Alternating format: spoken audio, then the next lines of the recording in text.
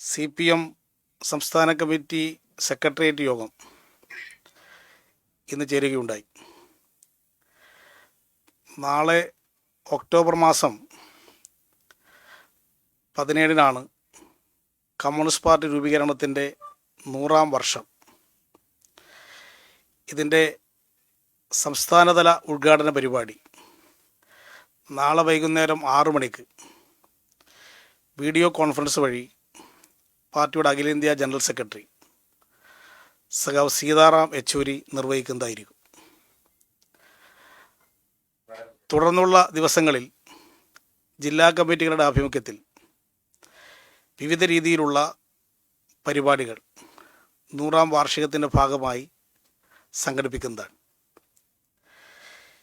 ഇപ്പോഴത്തെ രാഷ്ട്രീയ സ്ഥിതിഗതികളെ സംബന്ധിച്ച് സെക്രട്ടേറിയറ്റ് പരിശോധിക്കുകയുണ്ടായി. കേരള കോൺഗ്രസ് മാണി എടുത്തിരിക്കുന്ന തീരുമാനം UDFുമായുള്ള എല്ലാ ബന്ധങ്ങളും വിച്ഛേദിച്ചുകൊണ്ട് ഇടതുപക്ഷ ജനാധിപത്യ മുന്നണിയുമായി സഹകരിച്ച് പ്രവർത്തിക്കാൻ എടുത്ത തീരുമാനം സംസ്ഥാന സെക്രട്ടേറിയറ്റ് സ്വാഗതം ചെയ്യുന്നു.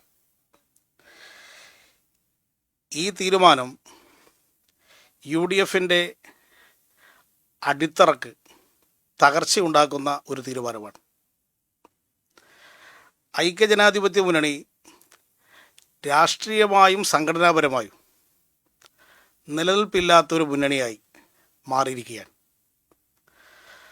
സാധാരണ UDFിലെ ഏതെങ്കിലും ഒരു ഘടകകക്ഷി UDFിൽ നിന്ന് വിട്ടുപോകുന്ന ഒരു സാഹചര്യം വന്നാൽ ആ കക്ഷികളെയൊക്കെ UDFിനകത്ത് തന്നെ പിടിച്ചു നിർത്താനുള്ള ഒരു കഴിവ് കേരളത്തിലെ UDF നേതൃത്വത്തിനുണ്ടായിരുന്നു, പ്രത്യേകിച്ച് കോൺഗ്രസ് നേതൃത്വത്തിനുണ്ടായിരുന്നു.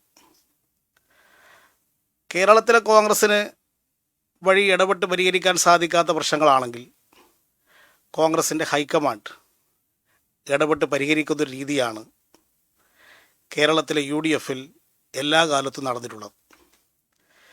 എന്നാൽ ഈ പ്രശ്നം പരിഹരിക്കാൻ ഉണ്ടായ പരാജയം കോൺഗ്രസ് ഹൈക്കമാൻഡിന് പോലും ഇത്തരം പ്രശ്നങ്ങൾ പരിഹരിക്കുന്നതിനുള്ള കഴിവ് നഷ്ടപ്പെട്ടു എന്നതിൻ്റെ ഏറ്റവും വലിയ തെളിവാണ്. ഈ UDFിനകത്ത് നിന്ന് ആ മുന്നണിയിലെ 3-ാമത്തെ പ്രധാനപ്പെട്ട ഒരു ഘടകകക്ഷിയാണ് മുന്നണി വിട്ട് പുറത്തു വന്നിരിക്കുന്നത്. ഈ തീരുമാനം കേരളത്തിൻ്റെ LDFിൻ്റെ ബഹുജന അടിത്തറ വിപുലീകരിക്കാൻ സഹായകമാകുന്ന ഒരു തീരുമാനമാണ് ഇപ്പോൾ കേരള കോൺഗ്രസ് മാണി എടുത്തിരിക്കുന്ന ഈ തീരുമാനം.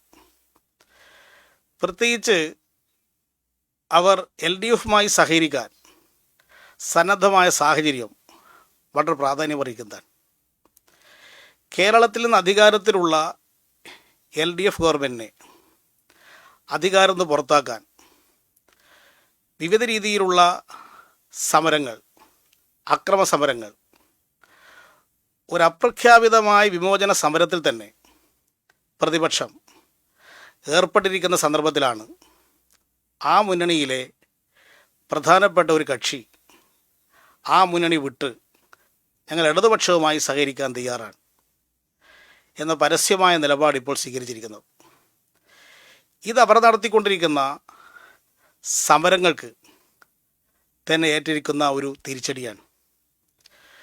മുഖ്യമന്ത്രി രാജിവെക്കണമെന്നാവശ്യപ്പെട്ടുകൊണ്ട് നടത്തുന്ന സമരം, ആ സമരത്തിൽ ജനപിന്തുണയില്ല. ഇപ്പോൾ ജനപിന്തുണയില്ല എന്നത് മാത്രമല്ല, UDFിൻ്റെ ഒരു ഘടകകക്ഷിയെപ്പോലും അവരുടെ കൂടെ നിർത്താൻ കഴിയാത്ത വിധത്തിൽ അത്യഗാധമായൊരു പ്രതിസന്ധിയിലാണ് ഇന്ന് UDF ചെന്നുപെട്ടിരിക്കുന്നത്. UDFുമായുള്ള ബന്ധം വിച്ഛേദിക്കാൻ, LDFുമായി സഹകരിക്കാൻ ഉള്ള തീരുമാനം ജോസ് കെ മാണി പ്രഖ്യാപിച്ച സന്ദർഭത്തിൽ സ്വീകരിച്ചിരിക്കുന്ന രാഷ്ട്രീയ നിലപാടുകളാണ് ഏറ്റവും പ്രസക്തമായിട്ടുള്ളത്. ഇന്നത്തെ രാഷ്ട്രീയ സാഹചര്യത്തിൽ വർഗീയതയെ നേരിടാൻ UDFിനെ കൊണ്ട് സാധ്യമാവുകയില്ല എന്ന കാര്യം ആ പാർട്ടി തിരിച്ചറിഞ്ഞു. ഇതൊരു പ്രധാനപ്പെട്ട രാഷ്ട്രീയ നിരീക്ഷണം തന്നെയാണ്. കേരളത്തിലിപ്പോൾ ഇന്നത്തെ UDFന് ദേശീയ തലത്തിൽ RSS ഉയർത്തുന്ന വെല്ലുവിളി നേരിടാൻ യാതൊരുവിധ ശ്രമവും നടത്തുന്നില്ല. കേരളത്തിലെ കോൺഗ്രസ് നേതൃത്വം BJPയുടെ ഒരു B ടീമായിട്ടാണ് ഇന്ന് പ്രവർത്തിച്ചുകൊണ്ടിരിക്കുന്നത്. RSSൻ്റെ വർഗീയതയ്ക്കെതിരെ ഒരു ഇടപെടൽ നടത്താൻ കേരളത്തിലെ കോൺഗ്രസ് നേതൃത്വം സന്നദ്ധമല്ല. നരേന്ദ്രമോദിയുടെ നേതൃത്വത്തിലുള്ള BJP സർക്കാർ ആക്രമോത്സുകമായ നിലയിലാണ് വിഷലിപ്തമായ വർഗീയ പ്രവർത്തനങ്ങൾ രാജ്യവ്യാപകമായി സംഘടിപ്പിച്ചുകൊണ്ടിരിക്കുന്നത്. മാത്രമല്ല, ഇന്ത്യയുടെ സാമ്പത്തിക സ്ഥിതി അങ്ങേയറ്റം പരുങ്ങലിലായി. ആ സാമ്പത്തിക പ്രതിസന്ധിയിൽ നിന്ന് രക്ഷപ്പെടാനാണ് വർഗീയ പ്രചരണങ്ങൾ സംഘടിപ്പിച്ചുകൊണ്ട് വർഗീയ ധ്രുവീകരണം ഉണ്ടാക്കാൻ BJP രാജ്യവ്യാപകമായി RSSനെ ഉപയോഗിച്ചുകൊണ്ട് ശ്രമിച്ചുകൊണ്ടിരിക്കുന്നത്. ഈ RSS ഉയർത്തുന്ന ഈ തീവ്ര വർഗീയതയെ എതിർക്കാൻ കേരളത്തിലെ കോൺഗ്രസ് നേതൃത്വം ഒരു നിലപാടും എടുക്കുന്നില്ല എന്നുള്ള കാര്യം അവരുടെ ഘടകകക്ഷി ആയി പ്രവർത്തിച്ച കേരള കോൺഗ്രസ് മാണിക്ക് തിരിച്ചറിയാൻ കഴിഞ്ഞു എന്നത് ഒരു പ്രധാനപ്പെട്ട രാഷ്ട്രീയ ഇടപെടൽ തന്നെയാണ്. ഇതോടൊപ്പം കേന്ദ്രത്തിലെ BJP സർക്കാർ കാർഷിക മേഖലയിൽ സ്വീകരിച്ചിരിക്കുന്ന സമീപനം, ആ സമീപനം കോൺഗ്രസ് ആദ്യം അതിന് മൗനം പാലിച്ചു. പല സംസ്ഥാനങ്ങളിലും കൃഷിക്കാർ തെരുവിലിറങ്ങിയപ്പോഴാണ് കോൺഗ്രസ് നേതൃത്വം ഉണർന്നത്. എന്നാൽ കോൺഗ്രസിൻ്റെ കഴിഞ്ഞ ഇലക്ഷൻ മാനിഫെസ്റ്റോവിൽ തന്നെ അവരധികാരത്തിൽ വന്നിരുന്നുവെങ്കിൽ ഇത്തരം നിയമനിർമ്മാണം കൊണ്ടുവരും എന്ന് പ്രഖ്യാപിച്ചുകൊണ്ട് ഇലക്ഷൻ നേരിട്ട പാർട്ടിയാണ് ഇന്ത്യൻ നാഷണൽ കോൺഗ്രസ് എന്ന കാര്യം ചൂണ്ടിക്കാണിച്ചുകൊണ്ടാണ് ലോകസഭയിൽ കോൺഗ്രസ് MPമാരുടെ വായടപ്പിക്കാൻ BJP നേതൃത്വം മുന്നോട്ട് വന്നത്. കർഷക പ്രാധാന്യമുള്ള പ്രശ്നങ്ങളിൽ കോൺഗ്രസ് സ്വീകരിക്കുന്ന നിസ്സംഗത, ആ പ്രശ്നമാണ് മാണി കേരള കോൺഗ്രസ് ഇപ്പോൾ ചൂണ്ടിക്കാണിച്ചിരിക്കുന്നത്. ഇതോടൊപ്പം LDF ഗവൺമെൻറ് സ്വീകരിച്ചു വരുന്ന വികസന നയം, ആ വികസന നയത്തിനുള്ള പിന്തുണയാണ് UDFൻ്റെ ഘടകകക്ഷിയായി പ്രവർത്തിച്ച മാണി കേരള കോൺഗ്രസ് ഇപ്പോൾ ആ വികസന നയത്തെയാണ് പിന്താങ്ങിയിരിക്കുന്നത്. LDF സർക്കാർ ഇലക്ഷൻ കാലത്ത് നൽകിയ വാഗ്ദാനങ്ങളിൽ 600 വാഗ്ദാനങ്ങളിൽ 30 എണ്ണം ഒഴിച്ച് ബാക്കിയെല്ലാം നടപ്പാക്കാൻ കഴിഞ്ഞു എന്നത് ഏറ്റവും പ്രധാനപ്പെട്ട ഒരു വികസന ഇടപെടൽ തന്നെയാണ്. ഓണക്കാലത്ത് പ്രഖ്യാപിച്ച 100 ദിവസം കൊണ്ട് നടപ്പാക്കുമെന്ന് പ്രഖ്യാപിച്ച 100 പദ്ധതികൾ ഓരോ ദിവസവും ആ പദ്ധതികൾ ഓരോന്നോരോന്നായി സംസ്ഥാനത്ത് നടപ്പായിക്കൊണ്ടിരിക്കുകയാണ്. നമ്മുടെ സംസ്ഥാനത്ത് ഇതിൻ്റെ ഭാഗമായി വന്ന പ്രധാനപ്പെട്ട നേട്ടങ്ങളാണ് ജനങ്ങൾക്കിടയിൽ ഇന്ന് ചർച്ചാ വിഷയമായിട്ട് മാറിയിരിക്കുന്നത്. ഈ ആഴ്ചയാണ് നമ്മുടെ സംസ്ഥാനത്ത് പൊതുവിദ്യാഭ്യാസത്തിൽ ആദ്യ സമ്പൂർണ്ണ ഡിജിറ്റൽ സംസ്ഥാനമായി കേരളം ഇന്ന് മാറിയിരിക്കുന്നത്. 730 കോടി രൂപ ചെലവഴിച്ചുകൊണ്ടാണ് കേരളത്തിലെ സ്കൂളുകളെല്ലാം തന്നെ ഡിജിറ്റലൈസ് ചെയ്യാനുള്ള പദ്ധതി നടപ്പാക്കാൻ LDF ഗവൺമെൻറ് സാധിച്ചത്. 45,000 ക്ലാസ് റൂമുകൾ ഹൈടെക് ക്ലാസ് റൂമുകളാക്കി മാറ്റിയത് കേരളത്തിലല്ലാതെ ഇന്ത്യയിൽ ഏത് സംസ്ഥാനത്താണുള്ളത്? ഇതിലൊരു പ്രധാനപ്പെട്ട ഭാഗം ഇവിടെ ഇതിനാവശ്യമായ തുക കണ്ടെത്തിയത് കിഫ്ബി വഴിയുള്ള ധനസഹായത്തിന് പുറമെ പ്രാദേശിക കൂട്ടായ്മയിലൂടെയും 135 കോടി രൂപ സമാഹരിച്ചുകൊണ്ടാണ് ഈ വിദ്യാഭ്യാസ രംഗത്ത് ഇത്തരമൊരു ഇടപെടൽ നടത്തിയത്.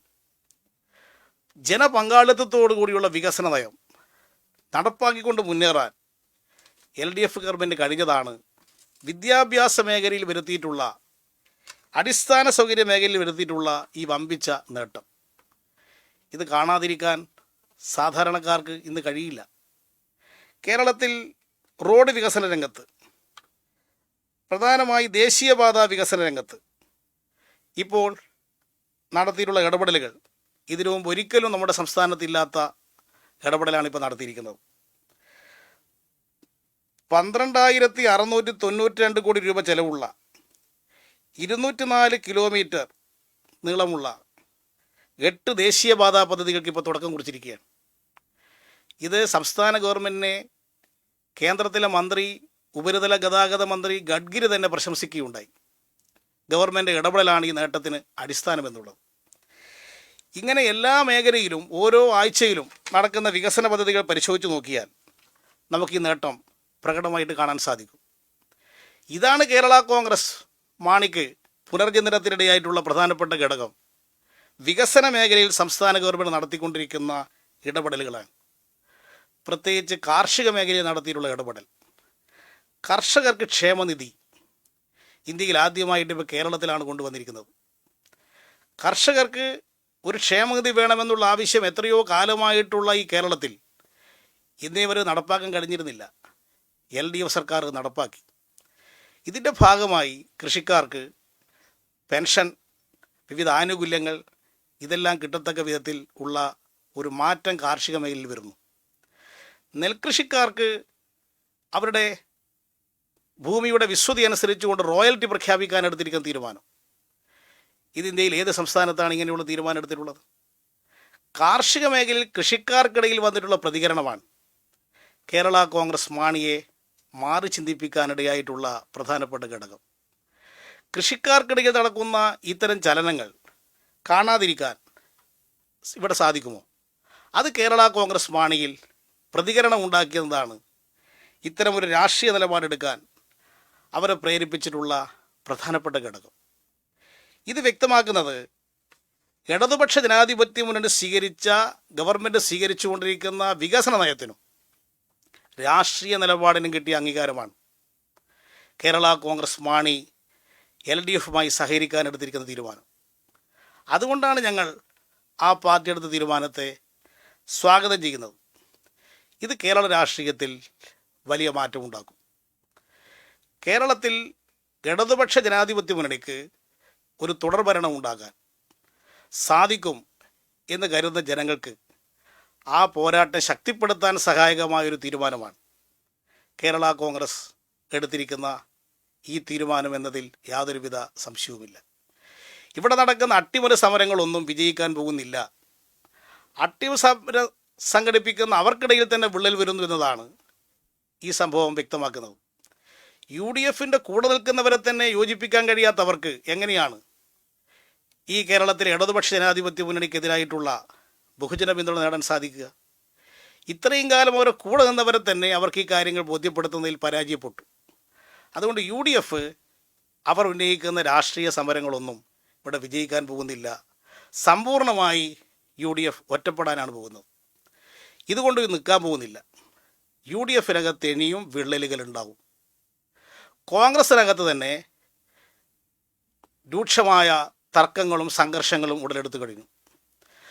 അതിൻ്റെതായ പ്രശ്നമാണ് കഴിഞ്ഞ ദിവസങ്ങളിൽ കേരള കോൺഗ്രസിനോടെടുത്ത സമീപനത്തെ സംബന്ധിച്ച് തന്നെ വ്യത്യസ്ത അഭിപ്രായം ഉയർന്നു കഴിഞ്ഞു. ഇത്തരമൊരു സമീപനമല്ല കേരള കോൺഗ്രസിനോട് സ്വീകരിക്കേണ്ടത് എന്ന പരസ്യമായ പ്രഖ്യാപനം KPCCയുടെ മുൻ പ്രസിഡന്റ് K. മുരളീധരൻ്റെതായിട്ട് പുറത്തു വന്നു കഴിഞ്ഞു. കോൺഗ്രസ് നേതാക്കന്മാർക്ക് തന്നെ യോജിച്ചൊരു നിലപാട് ഈ പ്രശ്നത്തിലെടുക്കാൻ ഇപ്പോൾ കഴിയുന്നില്ല. ഇതിനെ തുടർന്ന് കോൺഗ്രസിനകത്തും പൊട്ടിത്തെറി ഉണ്ടാകാൻ പോവുകയാണ്. ഐക്യജനാധിപത്യ മുന്നണിയിൽ ഇനിയും പ്രശ്നങ്ങൾ ഉണ്ടാകും. ഇതുകൊണ്ട് മാത്രമേ നിൽക്കാൻ പോകുന്നില്ല. UDFിൻ്റെ തകർച്ചയ്ക്ക് വേഗത കൂടും. അതാണ് തുടർന്ന് കേരള രാഷ്ട്രീയത്തിൽ നടക്കാൻ പോകുന്ന സംഭവങ്ങൾ എന്ന കാര്യം ഇപ്പോൾ പുറത്തു വന്നിരിക്കുന്ന കാര്യങ്ങൾ പരിശോധിച്ച് നോക്കിയാൽ മനസ്സിലാക്കാൻ സാധിക്കുന്ന ഒരു കാര്യമാണ്. ഇന്നത്തെ സാഹചര്യത്തിൽ രാഷ്ട്രീയ രംഗത്ത് വന്ന മാറ്റം തന്നെയാണ് പ്രകടമായിട്ടുള്ളത്. ഇന്ത്യൻ രാഷ്ട്രീയത്തിൽ പ്രകടമായിട്ടുള്ള മാറ്റം വന്നുകൊണ്ടിരിക്കുന്നു. കേരള രാഷ്ട്രീയത്തിൽ വന്ന മാറ്റമാണ് ഈ ജോസ് കെ മാണി വിഭാഗം സ്വീകരിച്ചിരിക്കുന്ന ഈ നിലപാടിൽ കൂടി ഇന്ന് പ്രതിഫലിച്ചിരിക്കുന്നത്. ഇത് കമ്മ്യൂണിസ്റ്റ് വിരുദ്ധ മുന്നണിക്ക് ഇനി കേരളത്തിൽ പ്രസക്തിയില്ല. കേരളത്തിൽ രൂപം കൊണ്ട UDF ഒരു കമ്മ്യൂണിസ്റ്റ് വിരുദ്ധ ഇടതുപക്ഷ വിരുദ്ധ മുന്നണിയാണ്. 1957 അധികാരത്തിൽ വന്ന കമ്മ്യൂണിസ്റ്റ് ഗവൺമെൻറ്റിനെ അധികാരത്തിൽ നിന്ന് പുറത്താക്കാനായിരുന്നു ഇവിടെ ആദ്യമായൊരു കമ്മ്യൂണിസ്റ്റ് വിരുദ്ധ മുന്നണി രൂപം കൊണ്ടത്. ആ മുന്നണി 1960 ഇവിടെ അധികാരത്തിൽ വരുന്ന വിധത്തിലുള്ള ഒരു വലതുപക്ഷ ശക്തിയായിട്ട് മാറി. പക്ഷേ ആ മുന്നണി പിന്നീട് തകർന്നു. 1967 വിശാലമായ നിലയിലുള്ള പ്രസ്ഥാനം കേരളത്തിൽ വളർന്നു വരികയും കോൺഗ്രസ് കേരളത്തിൽ ഒറ്റപ്പെടുകയും ആ കമ്മ്യൂണിസ്റ്റ് വിരുദ്ധ മുന്നണി ദുർബലപ്പെടുകയും ചെയ്തു. പിന്നീടും കമ്മ്യൂണിസ്റ്റ് വിരുദ്ധ മുന്നണി രൂപീകരിക്കാനുള്ള ശ്രമങ്ങൾ ഈ കേരളത്തിൽ നടന്നിട്ടുണ്ട്, ഇടതുപക്ഷ വിരുദ്ധ മുന്നണി രൂപീകരിക്കാൻ. പക്ഷേ ആ നീക്കങ്ങൾ പലപ്പോഴായി ജനപിന്തുണയോടുകൂടി പരാജയപ്പെടുത്താൻ കേരളത്തിലെ കമ്മ്യൂണിസ്റ്റ് പ്രസ്ഥാനത്തിന്, ഇടതുപക്ഷ പ്രസ്ഥാനത്തിന് കഴിഞ്ഞിട്ടുണ്ട്. എന്നാൽ അന്ന് സ്വീകരിച്ചതുപോലുള്ള ഒരു കമ്മ്യൂണിസ്റ്റ് വിരുദ്ധ ഒരു വികാരം ഉണ്ടാക്കാൻ ഇന്നത്തെ കാലഘട്ടത്തിൽ സാധ്യമല്ല. ഒരു കാലത്ത് വത്തിക്കാൻ കടുത്ത കമ്മ്യൂണിസ്റ്റ് വിരുദ്ധ നിലപാട് സ്വീകരിച്ചിരുന്നു. അതിൻ്റെ ഭാഗമായി കത്തോലിക്ക സഭകൾ തന്നെ കേരളത്തിലൊരു കമ്മ്യൂണിസ്റ്റ് വിരുദ്ധ സമീപനമാണ് ഒരു കാലത്ത് സ്വീകരിച്ചിരുന്നത്. ഇന്ന് ആ സമീപനത്തിൽ വലിയ മാറ്റം വന്നിട്ടുണ്ട്. പോപ്പ് തിരുമേനി തന്നെ ഫ്രാൻസിസ് മാർപ്പാപ്പ കഴിഞ്ഞ ദിവസം പ്രകടിപ്പിച്ച അഭിപ്രായ പ്രകടനങ്ങൾ ലോകവ്യാപകമായി ഇന്ന് ചർച്ച ചെയ്തുകൊണ്ടിരിക്കുകയാണ്. മുതലാളിത്തം അത് മനുഷ്യ സമൂഹത്തിൻ്റെ അന്തിമഘട്ടമാണെന്നും എല്ലാറ്റിനും പരിഹാരം മുതലാളിത്തമാണെന്ന് നടത്തിയ പ്രചാരവേല ശുദ്ധ അസംബന്ധമാണ് എന്ന് മാർസിസ് മാർപ്പാപ്പയ്ക്ക് തന്നെ, പോപ്പ് തിരുമേനിക്ക് തന്നെ പരസ്യമായി ചാക്രിക ലേഖനത്തിൽ കൂടി പരസ്യമായി പ്രതികരിക്കേണ്ടി വന്നില്ലേ? ലോകത്ത് വന്നുകൊണ്ടിരിക്കുന്ന ഏറ്റവും വലിയൊരു മാറ്റമല്ലേ ഇത്? ആ മാറ്റം കേരളത്തിൽ ഉണ്ടാവില്ല എന്ന് നമുക്ക് ധരിക്കാൻ സാധിക്കുമോ? ഇത്തരം നിരീക്ഷണങ്ങൾ വ്യാപകമായിട്ട് ചർച്ച ചെയ്യപ്പെട്ടുകൊണ്ടിരിക്കുന്നുണ്ട്. കമ്മ്യൂണിസ്റ്റ് വിരുദ്ധ മുന്നണിക്ക് ഇന്ന് പ്രസക്തിയില്ല. അതുകൊണ്ട് ആ കമ്മ്യൂണിസ്റ്റ് വിരുദ്ധ മുന്നണി തകരുകയാണ്, ഇടതുപക്ഷ വിരുദ്ധ മുന്നണി തകരുകയാണ്. അതിൻ്റെ ഒരു ഭാഗം കൂടിയാണ് ഇത്രയും കാലം ഇടതുപക്ഷ വിരുദ്ധ നിലപാട് സ്വീകരിച്ചിരുന്നവർ മാറി ചിന്തിക്കാൻ തുടങ്ങിയിരിക്കുന്നത്. 39 കൊല്ലമായി മാണി ഗ്രൂപ്പ്, കേരള കോൺഗ്രസ് ഞങ്ങൾക്കെതിരായ മുന്നണിയിൽ പ്രവർത്തിക്കുന്നു. ആ 39 കൊല്ലത്തെ അനുഭവം കോൺഗ്രസുമായുള്ള മുന്നണിയിൽ ഉണ്ടായിട്ടും ആ 39 കൊല്ലത്തെ അനുഭവം വെച്ചുകൊണ്ട് അവർക്ക് കോൺഗ്രസ് മുന്നണിയിൽ തുടരാൻ എന്തുകൊണ്ട് കഴിഞ്ഞില്ല? ഇതാണ് കോൺഗ്രസ് നേതൃത്വം ചർച്ച ചെയ്യപ്പെടേണ്ടത്. അതുകൊണ്ട് ഈ രാഷ്ട്രീയ മാറ്റം കേരളത്തിൽ വലിയ തോതിലുള്ള ഒരു ഗുണപരമായ മാറ്റത്തിലേക്ക് എത്തിക്കും. ഇടതുപക്ഷ ജനാധിപത്യ മുന്നണിയുടെ ബഹുജന അടിത്തറ വിപുലീകരിക്കാനുള്ള വലിയ സാധ്യതയാണ് ഇത് തുറന്നു കിട്ടിയിരിക്കുന്നത്. അതിന് സഹായകമായ വിധത്തിലുള്ള ചർച്ചയും നിലപാടുകളും തുടർന്ന് സ്വീകരിക്കണമെന്നാണ് പാർട്ടി ഉദ്ദേശിക്കുന്നത്. ഇത് സംബന്ധിച്ച് എല്ലാ കാര്യങ്ങളും ഇടതുപക്ഷ ജനാധിപത്യ മുന്നണി ചർച്ച ചെയ്യും. അതിൻ്റെ അടിസ്ഥാനത്തിൽ തുടർ നടപടികൾ എന്തൊക്കെ സ്വീകരിക്കണം എന്നതിനെക്കുറിച്ച് മുന്നണി ചർച്ച ചെയ്ത് വ്യക്തമായ ഭാവി പരിപാടിക്ക് രൂപം കൊടുക്കാനാണ് ഉദ്ദേശിക്കുന്നത്. ഇതാണ് ഇന്നത്തെ സംസ്ഥാന സെക്രട്ടറിയുടെ അടുത്തിരിക്കുന്ന മുഖ്യമായിട്ടുള്ള രാഷ്ട്രീയ തീരുമാനം എന്നതാണ് എല്ലാവരെയും അറിയിക്കാനുള്ളത്. ഈ പാലാ തദ്ദേശ തെരഞ്ഞെടുപ്പിന് മുന്നോടിയായി ജോസ് വിഭാഗത്തിന്റെ മുന്നണി പ്രവേശനം ഉണ്ടാവും. ജോസ് വിഭാഗത്തിൻ്റെ മുന്നണി പ്രവേശനം സംബന്ധിച്ച് LDF ചർച്ച ചെയ്ത് തീരുമാനിക്കും. അത് സംബന്ധിച്ച് LDFൻ്റെ അടുത്ത് ചേർന്ന സംസ്ഥാന കമ്മിറ്റി ഇതിൻ്റെ പ്രായോഗികമായ കാര്യങ്ങളെ സംബന്ധിച്ച് ചർച്ച നടത്തുന്നതായിരിക്കും. നിലപാടെന്താണ്? എത്രയും വേഗം ജോസ് വിഭാഗം വരണമെന്നാണോ അതോ അവർ കരുത്ത് തെളിയിക്കട്ടെ എന്നാണോ മുന്നണി പ്രവേശനത്തിന് മുൻപ്? CPMൻ്റെ തീരുമാനം LDFിനകത്താണല്ലോ പറയേണ്ടത്. അത് നിങ്ങളോട് ഇപ്പോൾ പരസ്യമായിട്ട് പ്രതികരിച്ചാൽ പിന്നെ LDFൻ്റെ യോഗം ചേരേണ്ട കാര്യം വരുന്നില്ലല്ലോ. LDF യോഗം മൈതാനത്ത് ചേരേണ്ടുന്ന ഒരു യോഗമല്ല LDFൻ്റെ യോഗം. അത് LDF യോഗമായിട്ട് തന്നെ ചേർന്ന് അവിടെ ഓരോ പാർട്ടികൾക്കുള്ള അഭിപ്രായം ആ യോഗത്തിനകത്താണ് പ്രകടിപ്പിക്കേണ്ടത്. ആ യോഗം ഒരു പൊതു തീരുമാനമെടുക്കും. അത് LDFൻ്റെ തീരുമാനമായിട്ട് മാറുകയും ചെയ്യും.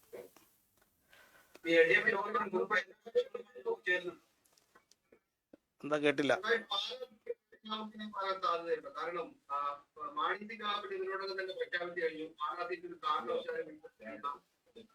പാലായുമായി ഒരു ഹൃദയബന്ധമുണ്ടെന്ന് ജ്യോതിമാണി പറഞ്ഞു. പാലാ സീറ്റ് ഒരു പ്രശ്നമായി വരും. മാണി സി കാപ്പൻ UDF പോകും എന്ന് കരുതുന്നുണ്ട്. കാരണം UDFന്റെ കൺവീനർ പറഞ്ഞിരുന്നു മാണി സി കാപ്പൻ LDF ഒരു തീരുമാനമെടുത്തു കഴിഞ്ഞാൽ പിന്നെ ഇതൊന്നും തന്നെ ഒരു പ്രശ്നമായിട്ട് വരാൻ പോകുന്നില്ല. അതെല്ലാം LDF തീരുമാനത്തിൻ്റെ ഭാഗമായിട്ടുള്ള കാര്യങ്ങളാണ്. LDF ഒരു തീരുമാനമെടുത്ത് ഇടതുപക്ഷ ജനാധിപത്യ മുന്നണിയിൽ ഈ പാർട്ടി ഉൾപ്പെടുത്തണമെന്ന് തീരുമാനിച്ചു കഴിഞ്ഞാൽ അതിൻ്റെ ഭാഗമായി അവർ കൂടി ഉൾക്കൊള്ളുന്ന LDF ആയിരിക്കുമല്ലോ പിന്നെ കാര്യങ്ങൾ തീരുമാനിക്കുക. അപ്പം അതുകൊണ്ട് ഇപ്പോൾ അതൊന്നും തന്നെ ചർച്ചയാ വിഷയം നടത്തേണ്ടുന്നൊരു ഘട്ടമേ അല്ല. ഞങ്ങളിപ്പോൾ അത് ചർച്ച ചെയ്തിട്ടുമില്ല. മാണി കേരള കോൺഗ്രസ് ആണെങ്കിൽ ഒരു ഉപാധിയും ഇല്ലാതെയാണ് ഇത്തരമൊരു നിലപാടെടുക്കുന്നതെന്ന് പരസ്യമായിട്ട് പ്രഖ്യാപിച്ചും കഴിഞ്ഞിട്ടുണ്ട്. ഇപ്പോൾ അനവസരത്തിലാണ് ഇങ്ങനൊരു കാര്യം, സീറ്റിനെ സംബന്ധിച്ചുള്ള ഈ ചർച്ച അനവസരത്തിലുള്ളതാണ്. സഖാവേ, ഈ കോഴ ആരോപണത്തിൽ നടത്തിയ പ്രക്ഷോഭം തെറ്റായിപ്പോയെന്ന് പാർട്ടി വിലയിരുത്തുന്നുണ്ടോ?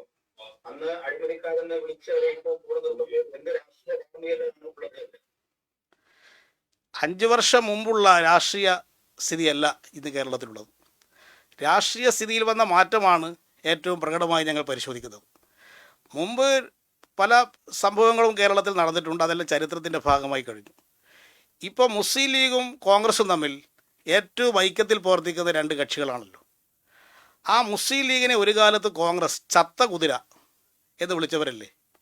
ആ ചത്ത കുതിര എന്ന് വിശേഷിപ്പിച്ച മുസ്ലിം ലീഗുമായി പിന്നെ കോൺഗ്രസിന് ബന്ധമുണ്ടാക്കാൻ സാധിക്കുമായിരുന്നു. CH മുഹമ്മദ് കോയയെ സ്പീക്കറാക്കുന്നതിന് വേണ്ടി മുഹമ്മദ് കോയയോട് അന്ന് കോൺഗ്രസ് പറഞ്ഞ് നിങ്ങൾ തൊപ്പി ഊരണമെന്നാണ്. തൊപ്പി ഊരിച്ചിട്ടാണ് CH മുഹമ്മദ് കോയയെ അന്ന് സ്പീക്കറാക്കിയിട്ട് മാറ്റിയത്. അതൊക്കെ ചരിത്രത്തിൻ്റെ ഭാഗമാണ്. ഇങ്ങനെ മുൻകാലങ്ങളിൽ ഉണ്ടായ പ്രശ്നങ്ങൾ ചർച്ച ചെയ്യേണ്ടതൊരു ഘട്ടമല്ല ഇത്. ഇപ്പോഴത്തെ രാഷ്ട്രീയ സ്ഥിതി വന്ന മാറ്റം പരിശോധിച്ചുകൊണ്ടാണ് ഞങ്ങൾ ഈ രാഷ്ട്രീയ നിലപാട് കൈക്കൊള്ളുന്നത്.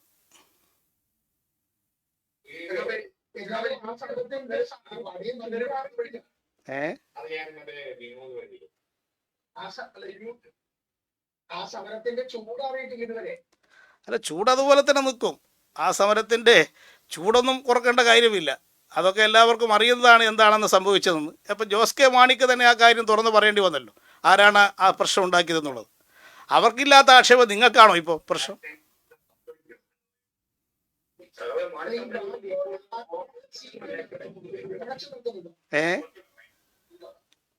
എന്താ ചോദിച്ച മനസ്സിലായി?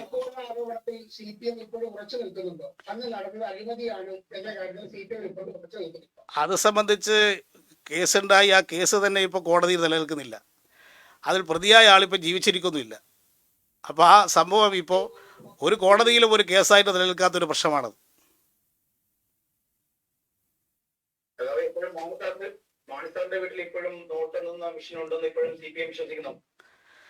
അല്ല, അത് നിങ്ങൾക്ക് പോയിട്ട് അവിടെ നിന്ന് പരിശോധിച്ചിട്ട് പറയുന്നതായിരിക്കും നല്ലത്.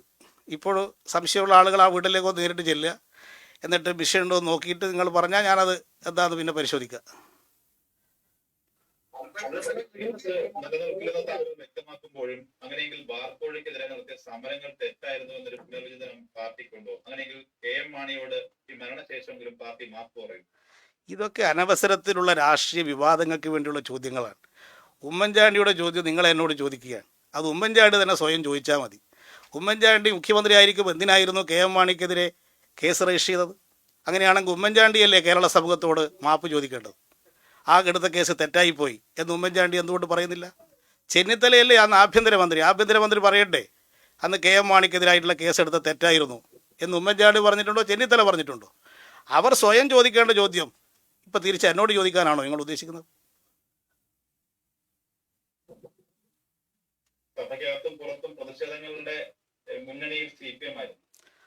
അതുകൊണ്ടാണല്ലോ ഞാനിപ്പോൾ ആ കാര്യം വ്യക്തമാക്കിയത്. അത് സംബന്ധിച്ച് കേസുണ്ടായി. ആ കേസെടുക്കാൻ കോടതിയിൽ കേസുണ്ടായി. ആ കേസ് ഇപ്പം നിലനിൽക്കുന്നില്ല. ആ പ്രതി ഇപ്പം മരണപ്പെടുകയും ചെയ്തു. ഇനിയിപ്പോൾ എന്ത് ചെയ്യും ആ പ്രതിനെ?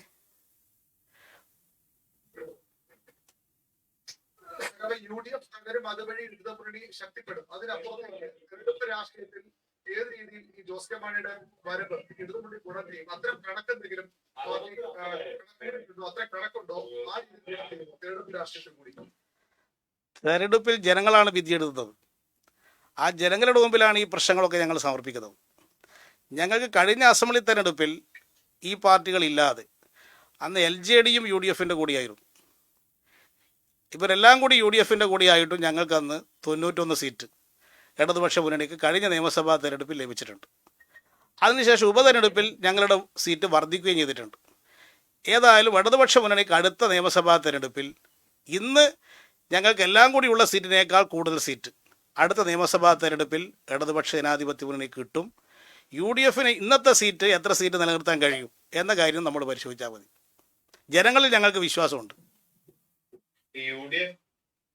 ഈ UDF വീണ്ടും ശിഥിലമാവുന്ന താങ്കൾ പ്രവാചക സ്വഭാവത്തോടെ ജനങ്ങളോട് വിശദീകരിക്കാൻ ബന്ധപ്പെടുന്നുണ്ട് എന്താണ് ധാരണ എന്ന കാര്യം എന്താണ് ധാരണ എന്ന കാര്യം ജോസ് കെ മാണിയുടെ ധാരണ എന്തെന്ന് ജനങ്ങളോട് വിശദീകരിക്കുമോ CPM? തീർച്ചയായിട്ടും വിശദീകരിക്കുമല്ലോ. ജനങ്ങളിൽ നിന്ന് ഞങ്ങൾക്കൊന്നും വിളിച്ചു വെക്കേണ്ട കാര്യമില്ലല്ലോ. ഞങ്ങൾ ഇടതുപക്ഷ മുന്നണി യോഗം ചേർന്ന് തീരുമാനമെടുത്തു കഴിഞ്ഞാൽ ഇത് സംബന്ധിച്ച കാര്യങ്ങളെല്ലാം ഞങ്ങൾ ഇടതുപക്ഷ ജനാധിപത്യം കൊണ്ട് തന്നെ വിശദീകരിക്കും. ഞങ്ങൾ എല്ലാ കാര്യങ്ങളും ജനങ്ങളോട് തുറന്നു പറഞ്ഞുകൊണ്ടായിരിക്കും രാഷ്ട്രീയമായിട്ട് ബന്ധങ്ങൾ സ്ഥാപിക്കുന്നത്. ഇത് രഹസ്യമായിട്ട് നടത്തുന്നൊരു കച്ചവടമല്ല. ജനങ്ങൾക്കിടയിലേക്ക് പോയി ജനപിന്തുണ വർദ്ധിപ്പിക്കാൻ വേണ്ടിയിട്ടുള്ള രാഷ്ട്രീയ തീരുമാനമാണ്. എന്താ ദീപു എന്താ ചോദിച്ചേ? രഹസ്യ ധാരണയുണ്ടോ? ജോസ് കെ മാണിയുമായി ഞങ്ങൾക്ക് രഹസ്യ ധാരണയുണ്ടോ? ഞങ്ങൾക്ക് അങ്ങനെ രഹസ്യ പരിപാടിയില്ല. കാരണം രഹസ്യമൊന്നും ജനങ്ങളിൽ നിൽക്കില്ലല്ലോ. ഞങ്ങൾക്ക് ജനങ്ങളെയാണ് വിശ്വാസമുള്ളത്. അപ്പോൾ ജനങ്ങൾക്കിടയിലേക്ക് പോകണമെങ്കിൽ രഹസ്യമായി ജനങ്ങളിലേക്ക് പോകാൻ സാധിക്കില്ല, പരസ്യമായിട്ടേ ജനങ്ങളിലേക്ക് പോകാൻ സാധിക്കുള്ളൂ. അതുകൊണ്ട് ആ കാര്യങ്ങളെല്ലാം തന്നെ ഞങ്ങൾ പരസ്യപ്പെടുത്തുന്നത് ജനങ്ങൾ അറിയണമെന്നത് കൊണ്ട് തന്നെയാണ്. ഞങ്ങൾക്ക് യാതൊരുവിധ രഹസ്യ പരിപാടിയും ഒരു പാർട്ടിയുമായിട്ടും ഇല്ല. കാരണം ഞാൻ നേരത്തെ ചോദിച്ചത് സഖാവിന് കൃത്യമായ മറുപടി ആയിരിക്കും. ഈ മാണി സി കാപ്പൻ UDF-മായി ചർച്ച നടത്തിയെന്ന് UDF-ന്റെ കൺവീനർ തന്നെ പറഞ്ഞിട്ടുണ്ട്. മാണി സി കാപ്പൻ അപ്പുറത്ത് പോയി മത്സരിക്കും തോന്നുന്നുണ്ടോ? പാലാ സീറ്റ് ജോസ് കെ മാണിക്ക് നൽകാനുള്ള സാധ്യതയുണ്ടോ? അത് UDF കൺവീനർ പറഞ്ഞത് ചർച്ച ചെയ്തു എന്ന് പറയുന്ന പ്രതിപക്ഷ നേതാവിനെ പറയുന്നു എന്നുമായിട്ട് ചർച്ച നടത്തിയിട്ടില്ല. അപ്പോൾ ആര് പറഞ്ഞാൽ ശരി, MM ഹസൻ പറഞ്ഞാണോ കളവ്, ചെന്നിത്തല പറയുന്നതാണോ കളവ്? അവർ തന്നെ ആദ്യം തർക്കം തീർക്കട്ടെ. ഒരാൾ പറയുന്നു ചർച്ച നടത്തിയെന്ന്, മറ്റൊരാൾ പറയുന്നു ചർച്ച നടത്തിയെന്ന്, യഥാർത്ഥ ആൾ പറയുന്നു ചർച്ച നടത്തിയിട്ടില്ല. ഇതിൽ ആര് പറയുന്നതാണ് നമ്മൾ വിശ്വസിക്കേണ്ടത്? ഏതായാലും NCP ഇടതുപക്ഷ മുന്നണിയുടെ ഘടകകക്ഷിയായിട്ടാണ് ഇപ്പോൾ പ്രവർത്തിക്കുന്നത്. അപ്പോൾ NCP എന്നുള്ള നിലയിൽ ഒരു പ്രശ്നവും ഇല്ല എന്നുള്ള കാര്യം ഇന്ന് NCP തന്നെ പരസ്യമായിട്ട് പ്രകടിപ്പിച്ച് കഴിഞ്ഞിട്ടുണ്ട്.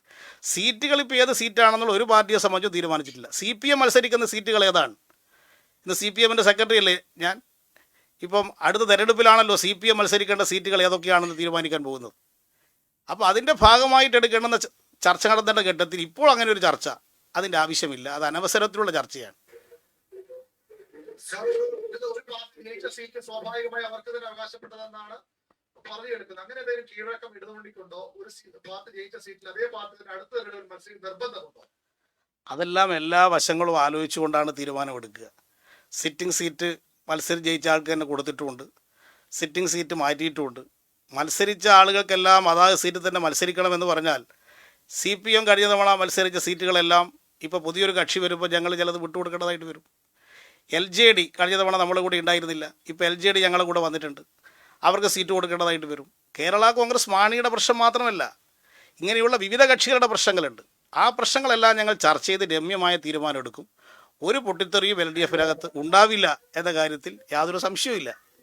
ഇങ്ങനെയുള്ള ഒരുപാട് കുഴഞ്ഞു പറഞ്ഞ പ്രശ്നങ്ങൾ ചർച്ച ചെയ്ത് തീരുമാനിക്കാൻ കഴിവുള്ളത് കൊണ്ടാണ് ഇടതുപക്ഷ ജനാധിപത്യ മുന്നണി ഇന്നും കേരളത്തിൽ തുടരുന്നത്.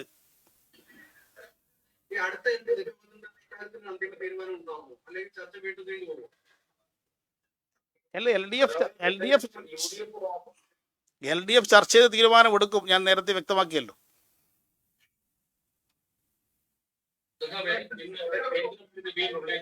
ഒരു വാർത്താ സമ്മേളനം നടത്തിയിരുന്നു. അദ്ദേഹം മലയാളി മാധ്യമ പ്രവർത്തകരുടെ ചോദ്യങ്ങൾക്ക് ഉത്തരം നൽകാൻ തയ്യാറായില്ല. അതായത് ഡിപ്ലോമാറ്റിക് ബാഗേജ് ഫൈസൽ ഫരീദിനെ എന്തുകൊണ്ട് ഇന്ത്യയിലേക്ക് കൊണ്ടുവരുന്നില്ല തുടങ്ങിയ ചോദ്യങ്ങൾക്ക് അദ്ദേഹം മറുപടി പറയാൻ തയ്യാറായിട്ടില്ല. എന്താണ് അങ്ങേക്ക് ഇതിൽ പറയാനുള്ളത്?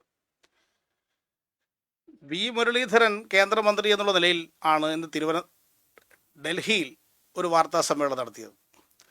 അദ്ദേഹം BJP-യുടെ ഔദ്യോഗിക വാർത്താ സമ്മേളനത്തിൽ പങ്കെടുത്തുകൊണ്ടാണ് ചില കാര്യങ്ങൾ പരസ്യമായി കേരളത്തിനെതിരായിട്ട് പറഞ്ഞിരിക്കുന്നത്. കേരളത്തിൽ മുഖ്യമന്ത്രി രാജിവെക്കണമെന്നാണ് അദ്ദേഹത്തിൻ്റെ പ്രധാനപ്പെട്ട ആവശ്യം. യഥാർത്ഥത്തിൽ മുരളീധരൻ ആ മന്ത്രിസ്ഥാനം തുടരാൻ എന്താണ് അർഹത എന്നാണ് മുരളീധരൻ ആലോചിക്കേണ്ട കാര്യം. ഈ സ്വർണ്ണക്കള്ളക്കടത്ത് വന്നത് നയതന്ത്ര പാക്കേജിലല്ല എന്ന് പ്രചരിപ്പിച്ച ആളാണ് മുരളീധരൻ. എന്നാൽ പാർലമെൻറ്റിൽ കേന്ദ്രമന്ത്രി പറഞ്ഞു നയതന്ത്ര പാക്കേജിലാണ് സ്വർണം വന്നത്. ഇന്നലെ ഹൈക്കോടതിയിലുള്ള വിധിന്യായം കേന്ദ്രമന്ത്രി മുരളീധരൻ വായിച്ചു നോക്കണം. ആ ഇന്നലത്തെ NIA കോടതിയിലുള്ള വിധിന്യായം, NIA കോടതി 7 സ്ഥലത്താണ് ഈ കാര്യം പരാമർശിച്ചിട്ടുള്ളത്. NIA കോടതി പറയുന്നത് 7 സ്ഥലത്തും പറയുന്നത് നയതന്ത്ര പാക്കേജിലാണ് സ്വർണം വന്നത് എന്നാണ്. കേന്ദ്രമന്ത്രി മുരളീധരൻ പരസ്യമായി സ്വീകരിച്ച നിലപാടിനെ അദ്ദേഹത്തിൻ്റെ തന്നെ മന്ത്രിസഭയിലുള്ള ധനകാര്യമന്ത്രി പാർലമെൻറ്റിൽ തള്ളിക്കളഞ്ഞു. അദ്ദേഹത്തിൻ്റെ കീഴിലുള്ള അന്വേഷണ ഏജൻസികൾ കോടതിയിൽ സമർപ്പിച്ച റിപ്പോർട്ടിലെല്ലാം തന്നെ ഇത് നയതന്ത്ര ബാഗേജിലാണ് സ്വർണം വന്നത് എന്നുള്ള കാര്യം രേഖപ്പെടുത്തുകയും അത് NIA കോടതി ഇന്നലെ വിധിന്യായത്തിൽ പരാമർശിക്കുകയും ചെയ്തു. ഈ പശ്ചാത്തലത്തിൽ മുരളീധരൻ ആ സ്ഥാനത്ത് തുടരുന്നതിൽ എന്താണ് അർഹത? മുരളീധരനെക്കുറിച്ച് ഗൗരവതരമായ വേറെ ആരോപണവും വന്നു. അദ്ദേഹം പ്രോട്ടോകോൾ ലംഘിച്ചു, സത്യപ്രതിജ്ഞാ ലംഘനം നടത്തി, വിദേശത്ത് നടന്ന സമ്മേളനത്തിൽ അദ്ദേഹം ഒരു മഹിളാ മോർച്ച ഒരു വനിതാ നേതാവിനെ അനധികൃതമായി പങ്കെടുപ്പിച്ചു തുടങ്ങിയ ആക്ഷേപങ്ങളൊക്കെ വന്ന സാഹചര്യത്തിൽ അദ്ദേഹത്തിന് മന്ത്രിയായി തുടരാനുള്ള അവകാശത്തിന് ചോദ്യം ചെയ്യപ്പെട്ടു. ആ ഒരു പശ്ചാത്തലത്തിലാണ് അദ്ദേഹം അതിൽ നിന്ന് ശ്രദ്ധ തിരിച്ചുവിടാൻ കേരളത്തിൽ ഇത്തരത്തിലുള്ള പ്രശ്നങ്ങളുമായി ഇപ്പോൾ രംഗത്തിറങ്ങിയിട്ടുള്ളത്. വിദേശകാര്യ വകുപ്പിൻ്റെ മന്ത്രി എന്നുള്ള നിലയിൽ അദ്ദേഹം വ്യക്തമാക്കേണ്ട ഒരു കാര്യം, എന്തുകൊണ്ടാണ് അറ്റാഷയെ ചോദ്യം ചെയ്യാൻ അനുമതി കൊടുക്കാത്തത്? UAE അറ്റാഷെ ഇവിടെ ഉണ്ടായിട്ടുള്ള ആൾ എന്തുകൊണ്ട് ചോദ്യം ചെയ്യുന്നില്ല? അവിടെ പിടിച്ച ആളെ ഇപ്പോൾ പിടിച്ചു എന്നാണല്ലോ NIA പറയുന്നത്. സ്വർണം അയച്ച ആളെ പിടിച്ചിട്ടുണ്ട് എന്ന് പറയുന്നു.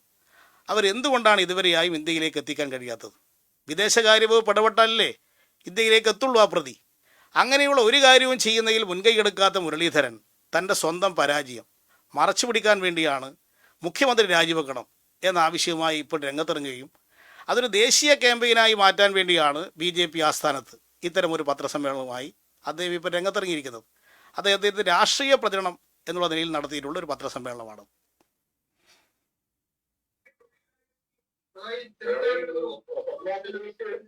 ബന്ധപ്പെട്ട് ചില വിമർശനങ്ങൾ ഉന്നയിച്ചിട്ടുണ്ട്. ശ്രീനാരായണനെ സർക്കാർ വഞ്ചിച്ചു എന്ന തരത്തിൽ ചില വിമർശനങ്ങൾ ഉന്നയിച്ചിട്ടുണ്ട്. മാത്രമല്ല, ഈ മുന്നോക്കക്കാരുടെ സംവരണം നടപ്പാക്കുന്നത് പിന്നോക്കക്കാരുടെ അവകാശങ്ങൾ കവർന്നെടുത്തിട്ടാണ് എന്നൊരു വിമർശനം കൂടി വെള്ളാപ്പള്ളി ഉന്നയിച്ചിട്ടുണ്ട്. അതിനോട് എങ്ങനെയാണ് CPM പ്രതികരിക്കുന്നത്? ശ്രീനാരായണ ഗുരു സർവകലാശാലയുമായി ബന്ധപ്പെട്ട പ്രശ്നങ്ങൾക്കൊക്കെ നേരത്തെ ഞാൻ മറുപടി പറഞ്ഞു കഴിഞ്ഞ കാര്യമാണ്. കഴിഞ്ഞ പത്രസമ്മേളനത്തിൽ ഇവിടെ ചോദിച്ചതാണ്. അത് തന്നെ ആവർത്തിക്കേണ്ടുന്ന കാര്യമില്ല. അതെല്ലാം തന്നെ കേരളത്തിലെ സർവകലാശാലകളിലെല്ലാം കഴിവുള്ള ആളുകളെയാണ് ഗവൺമെൻറ് നിശ്ചയിക്കുന്നത്. UDF ഗവൺമെൻറ് കാലത്താണ് ജാതിയും മതവും നോക്കി ഓരോ സ്ഥാനത്തേക്ക് ആളെ നിശ്ചയിച്ചിരുന്നത്. ഇന്ന ജില്ലയിലെ SP ആരായിരിക്കണം, ഏത് മതത്തിൽപ്പെട്ടവനായിരിക്കണം, ഇന്നലെ ജില്ലയിലെ കലക്ടർ ആരായിരിക്കണം, ഇന്ന യൂണിവേഴ്സിറ്റിയുടെ തലപ്പത്ത് ഏത് മതത്തിൻ്റെ ആൾ വരണം, ഏത് ജാതിയുടെ ആൾ വരണം, അതൊക്കെ UDFൻ്റെ കാലത്ത് ഉള്ള കേരളത്തിലെ പതിവായിരുന്നു. ഇടതുപക്ഷ മുന്നണി അങ്ങനെ ജാതിയും മതവും നോക്കിയിട്ടല്ല ഇത്തരത്തിലുള്ള സ്ഥാനത്തേക്കുള്ള ആളുകളെയൊക്കെ തന്നെ നിശ്ചയിച്ചുകൊണ്ടിരിക്കുന്നത്. അതുതന്നെയാണ് ശ്രീനാരായണ ഗുരു സർവകലാശാലയുടെ കാര്യത്തിലും ഗവൺമെൻറ് എടുത്തിരിക്കുന്ന സമീപനം. ശ്രീനാരായണ ഗുരുവിൻ്റെ പ്രതിമ നമ്മുടെ സംസ്ഥാനത്ത് ഗവൺമെൻറ് സ്ഥാപിച്ച ഒരു പ്രതിമ പോലും ഉണ്ടായിരുന്നില്ല. ആദ്യമായിട്ടാണ് ഒരു സംസ്ഥാന ഗവൺമെൻറ് തലസ്ഥാന നഗരിയിൽ ശ്രീനാരായണ ഗുരുവിൻ്റെ ഒരു പ്രതിമ സ്ഥാപിക്കാൻ മുൻകൈയെടുത്തു.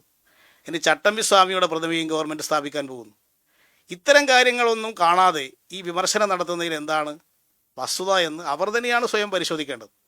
അതുകൊണ്ട് കാര്യങ്ങൾ പരിശോധിച്ച് അഭിപ്രായം പ്രകടിപ്പിക്കുന്ന ഏതൊരു ശ്രീനാരായണനും ഗവൺമെൻറ് നിലപാടിന് അനുകൂലമായിട്ട് മാത്രമേ ചിന്തിക്കൂ എന്ന കാര്യത്തിൽ യാതൊരു സംശയവുമില്ല. വെള്ളാപ്പള്ളിയുടെ ഒരു പ്രശ്നം പ്രധാനമായും ഉന്നത വിദ്യാഭ്യാസ കേട്ടുതരുന്നതിനെതിരെയാണ്. അദ്ദേഹം വർഗീയമായി ചിന്തിക്കുന്നു. ഈ മന്ത്രിസഭയിൽ ഇടതുപക്ഷം CPM നയിക്കുന്ന മന്ത്രിസഭയാണെങ്കിൽ പോലും ഏറ്റവും വർഗീയമായാണ് ജലീൽ പെരുമാറുന്നത്. അദ്ദേഹം തുടക്കം തൊട്ട് അത്തരം സമീപനം സ്വീകരിക്കുന്നു. ഈ വിഷയത്തിലും ജലീലിന്റെ പിടിവാശിയാണ്, അദ്ദേഹത്തിന്റെ സമുദായത്തിലുള്ള ആളെ നിയമിക്കുന്ന പിടിവാശിയാണ് ഈ നിയമനത്തെ പിന്നിലെന്നാണ് വെള്ളാപ്പള്ളിയുടെ ആരോപണം. അസംബന്ധമാണ് ഇത്തരത്തിലുള്ള ആരോപണങ്ങൾ. അത്തരത്തിലുള്ളൊരു പരാമർശം അദ്ദേഹത്തിന് ഉണ്ടാകാൻ പാടില്ലായിരുന്നു.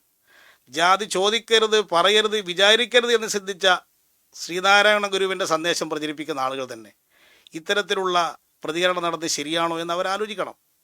കേട്ടൊരു അംഗീകാരം കൂടിയാണ്. എന്താ തകരാറുണ്ടോ? സാങ്കേതിക തകരാറുണ്ടോ?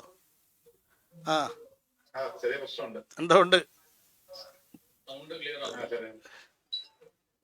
എന്താ ചോദിക്കാം. ഇപ്പൊ ക്ലിയറായി.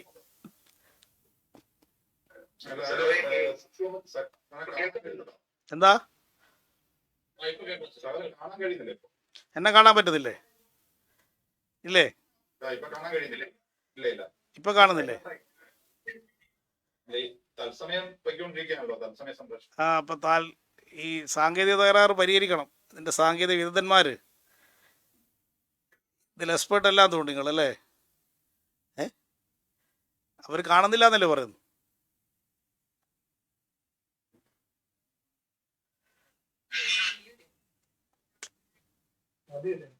ഇപ്പൊ കാണുന്നുണ്ടോ? നിങ്ങളെ ഞാൻ കാണുന്നുണ്ട്, നിങ്ങളെല്ലാവരെയും ഞാൻ കാണുന്നുണ്ട്. ഇപ്പൊ കാണുന്നുണ്ട്. ഓക്കെ.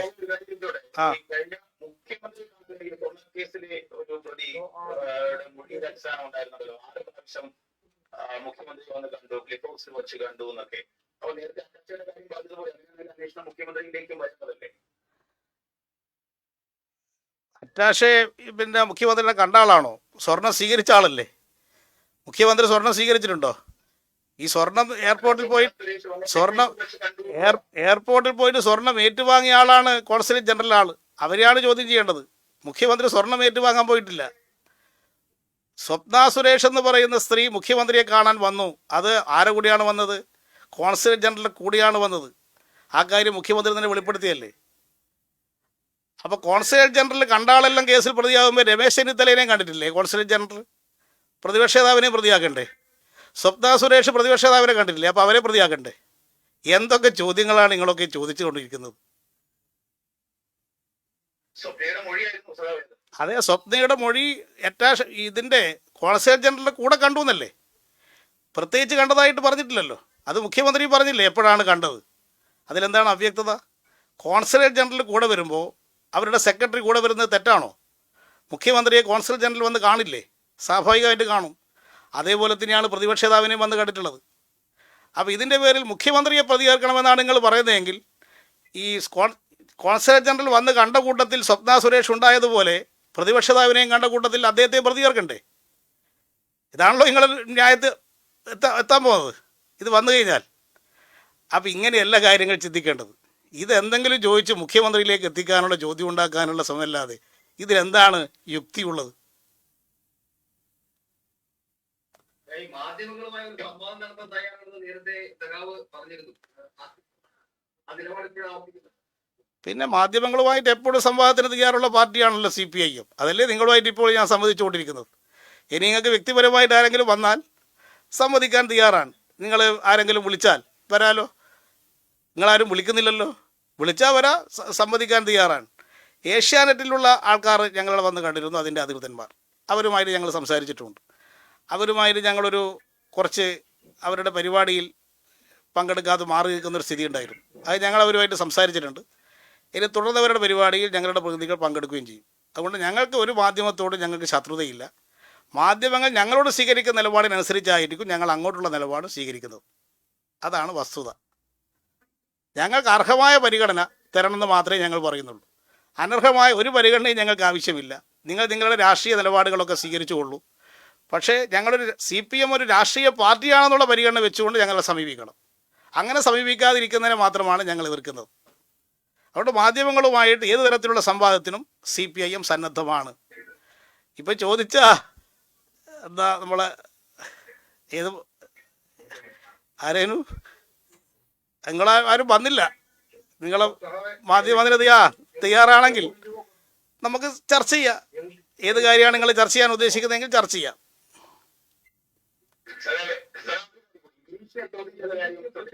ഏതാ?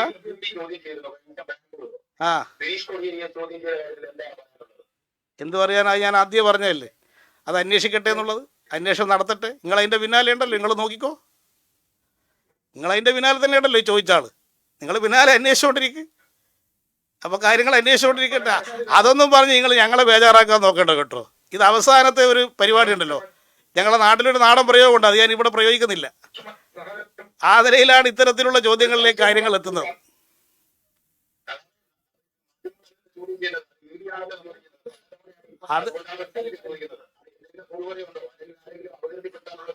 അത് നിങ്ങൾ അവരോട് തന്നെ ചോദിച്ചു നോക്കൂ.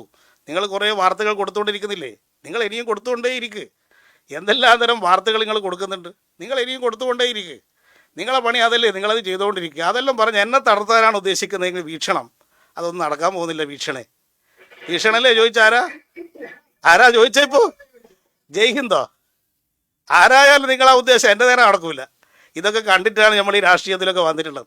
നിങ്ങളിപ്പോഴാണല്ലോ എന്നെ കാണുന്നത്. ഇതൊക്കെ എത്രയോ കണ്ടതാണ്. ഇനി കുടുംബാംഗങ്ങളെയോ ആളുകളെയോ ഒക്കെ നിങ്ങൾ ഇതിലേക്ക് വിവാഹത്തിൽ വലിച്ചഴിച്ചുകൊള്ളൂ. നിങ്ങളൊരു കാര്യം മനസ്സിലാക്കണം. നിങ്ങളെ പാർട്ടിയുടെ നേതാക്കന്മാരുടെ വീടുകളിൽ കുടുംബമുണ്ട്, കുടുംബാംഗങ്ങളുണ്ട്. അവരെ പറ്റിയൊക്കെ ഞങ്ങൾ ഓരോന്ന് വിളിച്ചു പറയാൻ തുടങ്ങിയാൽ കേരളത്തിലെ രാഷ്ട്രീയ അന്തരീക്ഷം എന്തായിരിക്കും എന്ന് നിങ്ങൾ ആലോചിച്ചാൽ മതി. പറയാനില്ലാത്തതുകൊണ്ടൊന്നുമല്ല, പറയാത്തത് നിങ്ങൾ ഇത് പരസ്യമായ അന്വേഷണമല്ലേ? പരസ്യമായ അന്വേഷണം മാധ്യമങ്ങൾ വാർത്തയാകുന്നു. അല്ല, അന്വേഷണ സംഘത്തിൽ ഞാനില്ലല്ലോ സഖാവേ. അന്വേഷണ സംഘത്തിലുണ്ടെങ്കിലല്ലേ എന്താ അന്വേഷണം ചോദിച്ചാൽ നിനക്ക് പറയാൻ സാധിക്കൂ. നിങ്ങൾ അന്വേഷണ സംഘത്തോട് ചോദിച്ചുകൊണ്ട് നോക്ക്. നിങ്ങൾ ചോദിച്ചുകൊണ്ടിരിക്കുന്നുണ്ടല്ലോ, അവരെ ബന്ധപ്പെട്ടുകൊണ്ടിരിക്കുന്നുണ്ടാവില്ലേ. അതൊന്നും പറഞ്ഞിങ്ങനെ നമ്മളെ പിന്നാലെ കയറാൻ വരണ്ട കേട്ടോ. അത് ആ വഴിക്ക് വിട്ടേക്കൂ. കുടുംബ അംഗങ്ങളെ ആ വഴിക്ക് വിട്ടേക്ക്. രാഷ്ട്രീയമായി വല്ല കാര്യമുണ്ടെങ്കിൽ നിങ്ങൾ എന്നോട് ചോദിക്ക്. അവസാനം പ്രയോഗിക്കാൻ കണ്ട ഒരു വിദ്യയാണോ ഇത്? ശരി, അതൊക്കെ കേസ് വരട്ടെ. ഞാനിപ്പോൾ അതിനെപ്പറ്റി പ്രതികരിക്കുന്നില്ല എന്ന് ആദ്യം പറഞ്ഞതല്ലേ. അത് അന്വേഷണം നടക്കട്ടെ. എന്താ വേണ്ടത് നിങ്ങൾ ചെയ്തോന്ന് ഞാൻ പറഞ്ഞിട്ടില്ല. അതിൽ കൂടുതൽ എന്താ പറയേണ്ടത്? അത് പറഞ്ഞ് പേടിപ്പിക്കാനാണ് ഇപ്പോൾ ഉദ്ദേശിക്കുന്നത്? അത് പറഞ്ഞിട്ടൊന്നും പേടിപ്പിക്കണ്ട. നിങ്ങൾ പേടിക്കുമെന്ന് വിചാരിക്കും അങ്ങനത്തെ കേസ് വന്നാൽ. ഞാനതൊന്നും കൊണ്ട് പേടിക്കില്ല കേട്ടാ. ഇങ്ങനെയുള്ള ഏത് ഏജൻസി വേണമെങ്കിലും വരട്ടെ. ഇതൊക്കെ നേരിടാൻ തയ്യാറായിട്ട് തന്നെയാണ് ഞങ്ങൾ ഇതിൻ്റെ അകത്ത് നിൽക്കുന്നത്. കെ കരുണാകരൻ ഉണ്ടായിരുന്നുവെങ്കിൽ ആരും മുന്നണി വിട്ടുപോകില്ലായിരുന്നു എന്നാണ് കെ മുരളീധരൻ ഇന്ന് നേതൃത്വത്തിനെതിരെ വിമർശനം ഉന്നയിച്ചിരിക്കുന്നത്. അതായത് നിലവിലെ നേതൃത്വത്തെ അതിരൂക്ഷമായിട്ടാണ് കെ മുരളീധരൻ വിമർശിച്ചിരിക്കുന്നത്. അത് കോൺഗ്രസിനുള്ളിലെ പടലപ്പിണക്കങ്ങളോ അല്ലെങ്കിൽ ഗ്രൂപ്പിസമാണോ അതിനെ നോക്കിക്കാണാൻ കഴിയുക? എന്താണ് അങ്ങയുടെ ഇക്കാര്യത്തിലുള്ള നിലപാട്? കെ മുരളീധരൻ പറഞ്ഞത് കെ കരുണാകരൻ്റെ പ്രത്യേകതയാണ്. ശ്രീ കെ കരുണാകരൻ കേരളത്തിലെ ഐക്യജനാധിപത്യ മുന്നണിയിൽ വലിയ തോതിലുള്ള സഹിഷ്ണുത കാണിച്ചിട്ടുള്ള രാഷ്ട്രീയ നേതാവ് തന്നെയാണ്. മറ്റുള്ള മുന്നണിയിൽ നിന്ന് ആളുകളെ അടർത്തിയെടുക്കാനും അദ്ദേഹത്തിൻ്റെ മുന്നണിയിലേക്ക് ആളെ കൊണ്ടുപോകാനും അത് സമർത്ഥമായിട്ട് ഇടപെട്ട ഒരു രാഷ്ട്രീയ നേതാവ് തന്നെയായിരുന്നു കെ കരുണാകരൻ. കേരളം കണ്ട ഏറ്റവും സമർത്ഥനായ രാഷ്ട്രീയ നേതാവ് തന്നെയാണ് ശ്രീ കരുണാകരൻ എന്ന കാര്യത്തിൽ സംശയമില്ല. അദ്ദേഹത്തിൻ്റെ കാലത്തായിരുന്നെങ്കിൽ ഇങ്ങനെ ഒരാളെ വിടാൻ കെ കരുണാകരൻ സന്നദ്ധമാകുമായിരുന്നില്ല എന്നതാണ് മുരളീധരൻ പറഞ്ഞിരിക്കുന്നത്. അത് സന്ദർഭത്തിൽ അതിന് മറുപടിയായിട്ട് KPC പ്രസിഡന്റ് മുന്നോട്ട് വന്നത് നിങ്ങൾ നോക്കണം. അതും പ്രസക്തമാണല്ലോ. KPC പ്രസിഡന്റിന് മറുപടി ഇതെല്ലാം കൂടി കൂട്ടി വായിച്ചു നോക്കുമ്പോൾ കോൺഗ്രസിൽ എന്തെല്ലാമാണ് നടക്കുന്നുള്ള കാര്യം ഊഹിച്ചെടുക്കാവുന്നത് മാത്രമേ ഉള്ളൂ.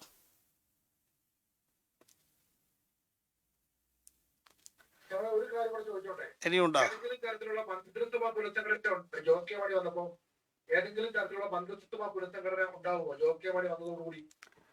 മന്ത്രിസഭാ പുനഃസംഘടന ഉദ്ദേശിക്കുന്നില്ല. ഇപ്പോഴത്തെ മന്ത്രിമാർ തന്നെ നല്ല നിലയിൽ പ്രവർത്തിക്കുന്ന മന്ത്രിമാരാണ്. ആവശ്യത്തിന് മന്ത്രിമാർ ഇപ്പോഴത്തെ മന്ത്രിസഭയിലുണ്ട്. അതുകൊണ്ട് ഒരു പുനഃസംഘടനയും ഇപ്പോൾ ഉദ്ദേശിക്കുന്നില്ല. എന്നാൽ ഇത്രയും പ്രബലമായ ഒരു പാർട്ടി മുന്നണിയിലേക്ക് വരുമ്പോൾ എന്തെങ്കിലുമൊക്കെ ധാരണകൾ വേണ്ടേ? അവർക്ക് ശക്തമായ രാജ്യസഭാംഗത്വം അടക്കം സീറ്റും വിറ്റെടുക്കുമെന്നാണ് കേൾക്കുന്നത്. അത്തരം വാർത്തകൾ പുറത്തു വരുന്നു. അപ്പൊ അവരെല്ലാം നഷ്ടം സഹിച്ചുകൊണ്ടാണോ LDF തുടരേണ്ടത്? ഇത് അവർക്കില്ലാത്ത ബുദ്ധിമുട്ട് നിങ്ങൾക്കാണോ? അത് അവരല്ലേ പറയേണ്ടത്. ഞങ്ങൾക്ക് ഇങ്ങനെ ബുദ്ധിമുട്ടുണ്ട് എന്നുള്ളത് അവരല്ലേ പറയേണ്ടത്. അവരിതുവരെ അങ്ങനത്തെ ഒരു കാര്യം പറഞ്ഞിട്ടില്ലല്ലോ. അവർ പറഞ്ഞിരിക്കും ഉപാധികളില്ലാതെയാണ് ഞങ്ങൾ ഇടതുപക്ഷ മുന്നണിയുമായി സഹകരിക്കാൻ തയ്യാറാകുന്നതാണല്ലോ അവർ പറഞ്ഞിരിക്കുന്നത്. അപ്പോൾ അവർക്ക് ഇങ്ങനത്തെ ആവശ്യമൊന്നുമില്ല. നിങ്ങൾ പുതിയ ആവശ്യം ഉണ്ടാക്കി കൊടുക്കാൻ ഉദ്ദേശിക്കുകയാണോ? ഇങ്ങനത്തെ ഒരു പ്രശ്നവും ഞങ്ങളുടെ മുമ്പിൽ ആരും തന്നെ സമർപ്പിച്ചിട്ടില്ല. ഒരു ഉപാധിയും ഒരു കാര്യവും ഇതുവരെ ഞങ്ങളുടെ മുമ്പിൽ ആരും സമർപ്പിച്ചിട്ടുമില്ല. അതുകൊണ്ട് ഇപ്പോൾ ഒരു മന്ത്രിസഭാ പുനഃസംഘടന ഉദ്ദേശിക്കുന്നുമില്ല.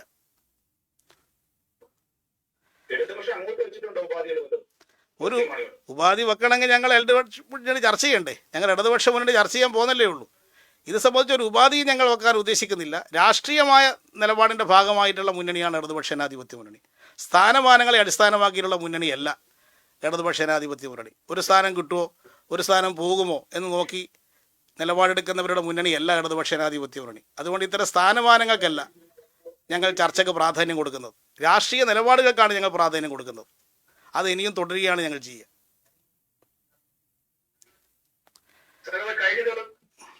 കഴിഞ്ഞ ദിവസം UDF ഏകോപന സമിതി കൂടി ഒരു തീരുമാനം പറഞ്ഞിരുന്നു. അവർ ആത്മവിശ്വാസം ജോസ് കെ മാണി പോയത് കൊണ്ട് UDF-ന് ഒരു കോട്ടവും ഉണ്ടാകില്ല. അങ്ങനെ ഉണ്ടാകില്ല എന്നൊരു ആത്മവിശ്വാസം UDF ഏകോപന സമിതിയിൽ ഒന്നടങ്കം ഒരു തീരുമാനം വന്നു. അതെങ്ങനെയാണ് കാണുന്നത്? അത് ഓരോരാൾ പോകുമ്പോഴും അവർ പറഞ്ഞു കൊടുക്കൊണ്ടിരിക്കുമല്ലോ ഞങ്ങൾക്ക് ആത്മവിശ്വാസം കൂടിയെന്ന്. അതവർ പറയണ ഒരു കാര്യം അവർക്കുണ്ടല്ലോ. അങ്ങനെ ദേശീയ തലത്തിൽ പറഞ്ഞിട്ടാണല്ലോ ഇപ്പോൾ കോൺഗ്രസ് ഉപ്പ് തൊട്ട കലം പോലെയായിട്ട് മാറിയത്. ഇപ്പോൾ ദേശീയ തലത്തിൽ കോൺഗ്രസും ഓരോരാൾ പോകുമ്പോൾ പറഞ്ഞുകൊണ്ടിരിക്കുന്ന അതാണല്ലോ. മധ്യപ്രദേശിൽ സിന്ധ്യ പോയി. അപ്പോൾ എന്താ പറഞ്ഞ്? ഒന്നും സംഭവിക്കില്ല. പക്ഷേ ഗവൺമെൻറ് പോയില്ലേ. ഇപ്പോൾ കർണാടകത്തിൽ എത്ര കോൺഗ്രസ് MLA-മാർ പോയി? അന്ന് പറഞ്ഞെന്താ? ഒന്നും സംഭവിക്കില്ല. ഗവൺമെൻറ് പോയില്ലേ. ഗോവയിൽ കോൺഗ്രസ് MLA-മാർ പോയി. അപ്പം പറഞ്ഞെന്താ? ഒന്നും സംഭവിക്കില്ല. ആ ഗവൺമെൻറ് പോയി. ഇതാണ് കോൺഗ്രസ്സിന് ഇപ്പോൾ സംഭവിച്ചുകൊണ്ടിരിക്കുന്നത്. ഈ ആത്മവിശ്വാസം, ഈ അഹങ്കാരം, അതാണ് കോൺഗ്രസിൻ്റെ നാശത്തിലേക്ക് എത്തിക്കൊണ്ടിരിക്കുന്നത്. ഒന്നും സംഭവിക്കില്ല, പോകുന്ന ആളെല്ലാം പോയിക്കോട്ടെ എന്നുള്ള നിലപാട് തന്നെയാണ് കോൺഗ്രസിനെ ഇപ്പോൾ നയിക്കുന്നത്. അതിൻ്റെ ഭാഗമായിട്ടുള്ള പ്രതികരണം മാത്രമാണ്. ഈ ആത്മവിശ്വാസം അവരെവിടെയാണ് കൊണ്ടെത്തിക്കുക എന്നുള്ള ഭാവി തെളിയിക്കും. ഈ കമ്മ്യൂണിസ്റ്റ് പാർട്ടിയുടെ 100ാം വാർഷികം നാളെ ആഘോഷിക്കുമ്പോൾ അതുമായിട്ട് CPI സഹകരിക്കുന്നില്ല. CPI ഈ കാര്യത്തിലെടുക്കുന്ന നിലപാട്, ഇന്ത്യക്കകത്ത് കമ്മ്യൂണിസ്റ്റ് പാർട്ടി രൂപീകരിച്ച വർഷമാണ് CPI രൂപീകരണ വർഷമായിട്ട് എടുക്കുന്നത്. അത് കോൺപൂരിൽ 1925 ചേർന്ന സമ്മേളനം മുതലാണ് CPI ഇന്ത്യയിലെ കമ്മ്യൂണിസ്റ്റ് പാർട്ടി രൂപീകരണത്തിൻ്റെ വർഷമായിട്ട് എടുക്കുന്നത്. എന്നാൽ താഷ്കണ്ടിൽ വെച്ച് കമ്മ്യൂണിസ്റ്റ് പാർട്ടി രൂപീകരിച്ച 1920 ഒക്ടോബർ 17 കമ്മ്യൂണിസ്റ്റ് പാർട്ടി രൂപീകരണ വർഷമായി കണക്കാക്കി ഞങ്ങൾ എല്ലാ കാലത്തും ആ വർഷം കണക്കാക്കിക്കൊണ്ടാണ് പ്രവർത്തിക്കുന്നത്. ആ ഒരു തർക്കം ഞങ്ങൾ തമ്മിലുണ്ട്. അങ്ങനെയുള്ള തർക്കങ്ങളാണ് ഞങ്ങൾ തമ്മിലുള്ളൂ, അല്ലാണ്ട് സ്ഥാനമാനങ്ങൾക്ക് വേണ്ടിയുള്ള തർക്കങ്ങളല്ല. ശരി, പോരെ. ജോസ് കെ മാണിയുമായി ബന്ധപ്പെട്ട പ്രശ്നം എങ്ങനെയാണ് പരിഹരിച്ചത്? പ്രശ്നം CPI-യുമായിട്ട് ജോസ് കെ മാണിയായിട്ട് പ്രശ്നമില്ലല്ലോ. പ്രശ്നം എങ്ങനെയാണ് പരിഹരിച്ചത്? ജോസ് കെ മാണി CPI ആയിട്ട് തർക്കം ഉണ്ടാണെങ്കിൽ ജോസ് കെ മാണി ഇടതുപക്ഷ മുന്നണിയിലേക്ക് വന്നു കഴിഞ്ഞിട്ടില്ലല്ലോ. വരുന്നതിന് മുമ്പേ അങ്ങനെ തർക്കം ഉണ്ടാകുന്നു.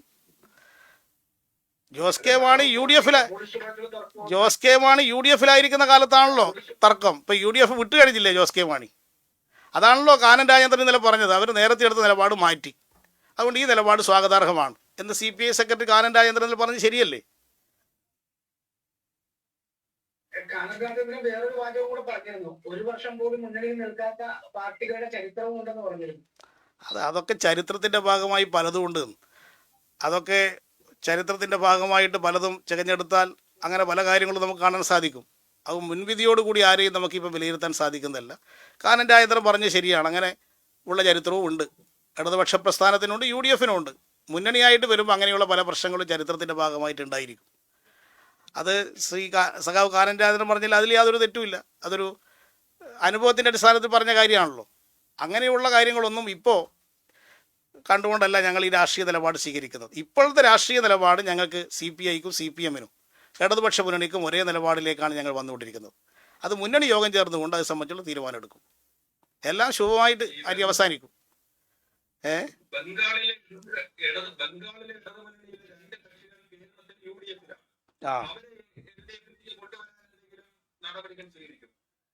അവർ കോൺഗ്രസ് മുന്നണിയുടെ ഭാഗമായിട്ട് നിൽക്കുന്നത് തിരുത്തി കോൺഗ്രസ് മുന്നണി നിന്ന് ഒഴിഞ്ഞു വന്നാൽ ആ കാര്യം നമുക്ക് ചർച്ച ചെയ്യാം. ഇപ്പോൾ അവർ കോൺഗ്രസ് മുന്നണിക്കകത്താണുള്ളത്. ആ കോൺഗ്രസ് മുന്നണി വിടട്ടെ. ജോസ് കെ മാണി വിട്ടതുപോലെ തന്നെ അവരും വിടട്ടെ കോൺഗ്രസ് മുന്നണി. എന്നിട്ട് അതിന് ശേഷം നമുക്ക് ആ കാര്യം ചർച്ച ചെയ്യാം. സാധാരണ ഇടതുമുന്നണിയിലേക്ക് ഒരു പാർട്ടി എടുക്കുന്നത് ആദ്യം മുന്നണിക്ക് പുറത്ത് നിർത്തി സഹകരിപ്പിക്കും, പിന്നീട് മുന്നണിയുടെ ഭാഗമാക്കും. IN-ലൊക്കെ ദശാബ്ദങ്ങളോളം പുറത്തു നിന്ന് സഹകരിച്ചവരാണ്. ഈ ജോസ് കെ മാണിക്കും അത്തരം ഒരു നിരീക്ഷണ കാലയളവ് ഉണ്ടാകുമോ, അതോ നേരിട്ട് മുന്നിലേക്ക് അവർക്ക് അവസരം കൊടുക്കുമോ? ഇടതുപക്ഷ മുന്നണി എന്ന് പറഞ്ഞ് ഒരു ദിവസം മാറി പിറ്റേ ദിവസം മുന്നണിയായിട്ടാണല്ലോ. ഞങ്ങളും CPI-യും തമ്മിൽ 10 കൊല്ലം തർക്കത്തിലായിരുന്നില്ലേ? RSP ആയിട്ട് തർക്കത്തിലായിരുന്നില്ലേ? ഞങ്ങളാണ് Antony, KM Mani, CPI, RSP എല്ലാം കൂടി 1980 മുന്നണിയായില്ലേ? അതുവരെ മറ്റേ മുന്നണിയിലായിരുന്നില്ലേ അവർ?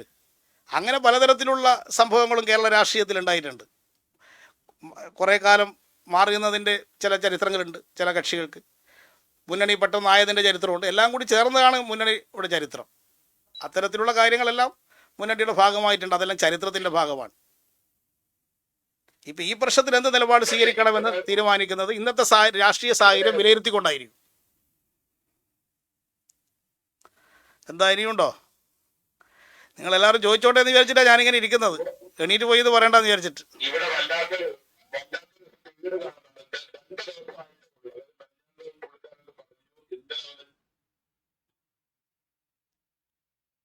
ആരാ കട്ടായിപ്പോയോ?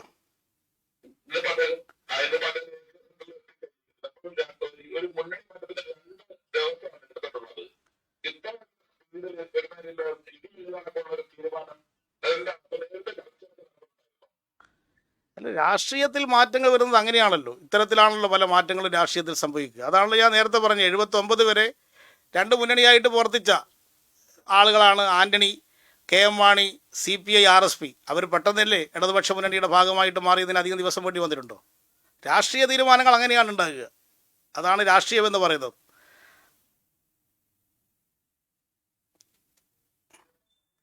ശരി, ഇപ്പം നമുക്ക് ഇത്ര മതിയാവുന്നുണ്ടല്ലേ?